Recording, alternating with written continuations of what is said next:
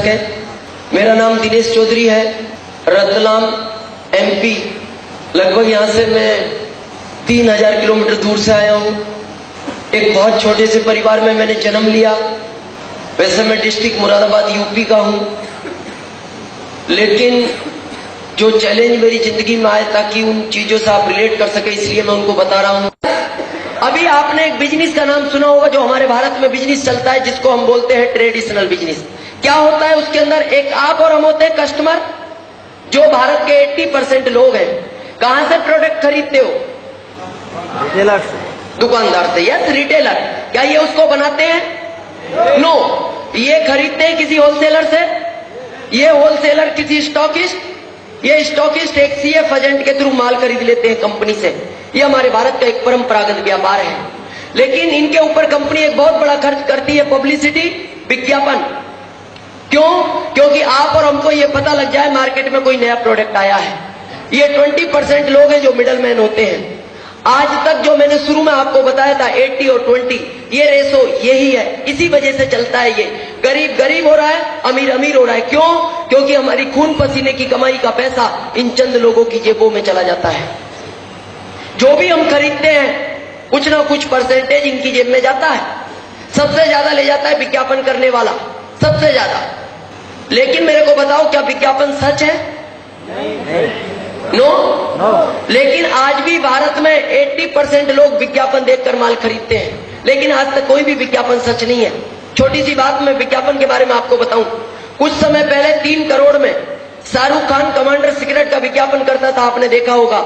तीसरी मंजिल पे चढ़ता है, एक सिगरेट पी के और कूद जाता है, और नीचे आने के बाद गिरता नहीं, वो खड़ा रहता है और बोलता है अपने अंदर जो जोश है वो इस सिगरेट के पीने से है। क्या हो सकता है ऐसा? नहीं तो आप किसी एक व्यक्ति को ले जाओ और एक नहीं 5 पिला के कूदा दो, जोश आएगा? मेरे को लगता है वो जिंदगी में नहीं गिरेगा कभी। 4 करोड़ में आपने कुछ समय पहले मिरिंडा का विज्ञापन देखा होगा। एक आदमी इधर से आ रहा है, एक बैल इधर से आ रहा है, दोनों आपस में टकरा गए। जब दोनों आपस में टकराए तो जब आदमी बैल से टकराएगा तो आदमी 5 फीट दूर गिरा, वापस खड़ा हुआ, एक दुकान पे गया, मिरिंडा ली और पी ली, वापस आया, फिर बैल से टकराया तो फिर बैल 5 फीट दूर गिरा। क्यों? उनके कहने का मतलब है कि इसमें इतनी ताकत है, इसको पीने के बाद अगर गलती से भी बैल से टकरा गए तो आपका कुछ नहीं बिगड़ेगा, वो जो भी बिगड़ेगा बैल का बिगड़ेगा। क्या ऐसा हो सकता है? नहीं। डाउट हो तो आप एक बार प्रैक्टिकल करके देखना।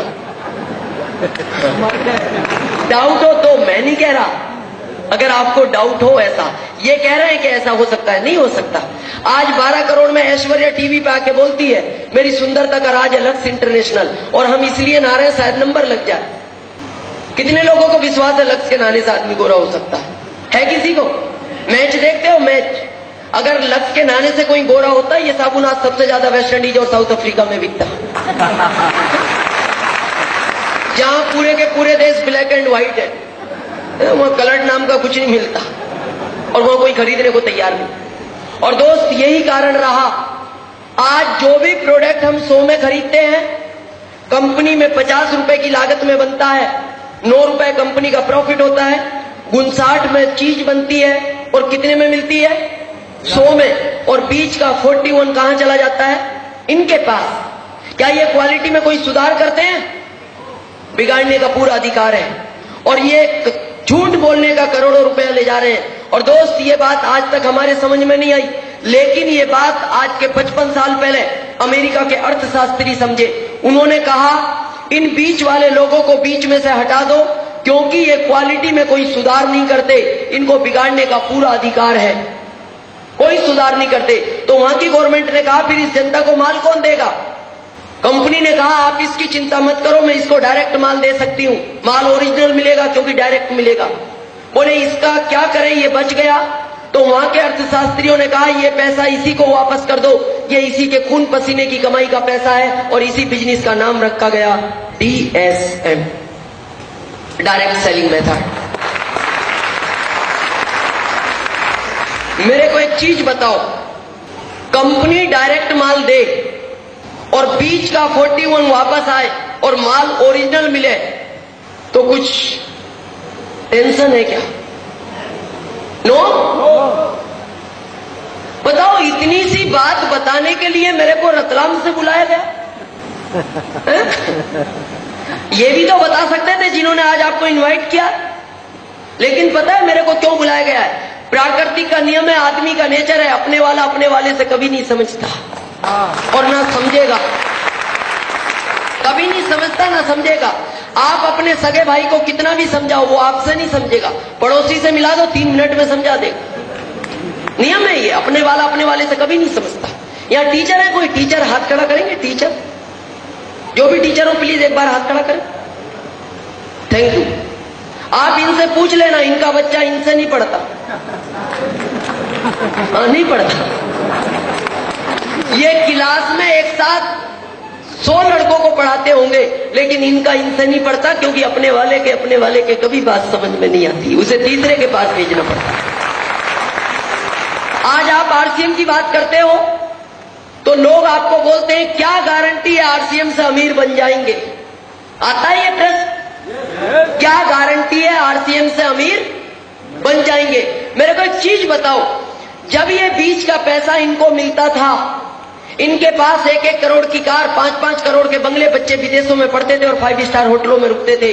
जब यही पैसा आप और हमको मिलेगा, क्या वो सारी ताकतें आप और हमको नहीं मिल सकती? मिल सकती हैं, क्यों नहीं मिलेंगी? लेकिन काम करना पड़ेगा। जो पहले बीच वाले करते थे वो अब हमें करना पड़ेगा। अरे आज ऐश्वर्या दिन भर टीवी से चिल्लाती थी मेरी सुंदरता का राज है, लक्स इंटरनेशनल कंपनी 12 करोड़ उसको देती थी। आप दिन भर आरसीएम की बात करो, 12 करोड़ आपको मिल जाएंगे। लेकिन बताना पड़ेगा। और बहुत सारे दोस्तों में संकोच होता है, संकोच, हम कैसे बताएंगे, हम तो बता ही नहीं पाएंगे, उसको कैसे कहें? तो एक चीज का ध्यान रखना, ये जमाना संकोच का नहीं है। पहला जमाना संकोच का था। आज के जमाने के अंदर अगर जिस व्यक्ति में संकोच है उसको मंदिर में प्रसाद भी नहीं मिलती, वो बाहर ही रह जाता है। और जो संकोच नहीं करते वो एक बार प्रसाद लेके दोबारा हाथ साफ करके लाइन में लग जाते हैं। अब जमाना संकोच का नहीं है, हटाना पड़ेगा। दोस्त, इस बिजनेस को आज के 12 साल पहले 1994 के अंदर इस बिजनेस की स्थापना भारत के अंदर हुई और एक ऐसे शख्स इस बिजनेस को भारत में लाने वाले थे जिनका नाम लेते हुए मेरे को गर्व होता है। उनकी जितनी भी तारीफ की जाए कम है, मेरे पास शब्द नहीं है। 1994 के अंदर वो इस भारत के वित्त मंत्री हुआ करते थे।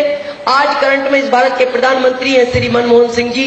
श्री मनमोहन सिंह जी ने इस बिजनेस को भारत में लाने की अनुमति दी और उन्होंने जब भारत में लाने की अनुमति दी तो उन्होंने अमेरिका की गवर्नमेंट से ये पूछा था, इस बिजनेस को मैं भारत में चला तो रहा हूं, क्या मेरा भारत आपके देश की तरह अमीर बन सकता है? तो अमेरिका की गवर्नमेंट ने कहा था, मनमोहन सिंह जी आपका भारत अमीर नहीं, अगर ये बिजनेस भारत में चला तो आपका भारत वापस सोने की चिड़िया भी बन सकता है। आज जब इस बिजनेस की आप बात करते हो, व्यक्ति पता है क्या बोलता है? मैं डॉक्टर हूं, मैं चाय पत्ती की बात करूंगा, मैं इतना बड़ा इंजीनियर हूं, मैं पेस्ट के बारे में बात करूंगा, मैं इतना बड़ा वकील हूं, क्या मैं बात शौक की बात करूंगा? मेरे को एक चीज बताओ, टाटा से बड़े तो नहीं हो? टाटा से बड़े तो नहीं हो? बाटा से, अंबानी से? नो। तो मेरे को एक चीज बताओ, टाटा जैसा आदमी नमक बेच सकता है, बाटा जैसा आदमी चप्पल बेच सकता है, अंबानी जैसा आदमी आम बेच सकता है, तो आप इसका कंप्यूटर क्यों नहीं बेच सकते?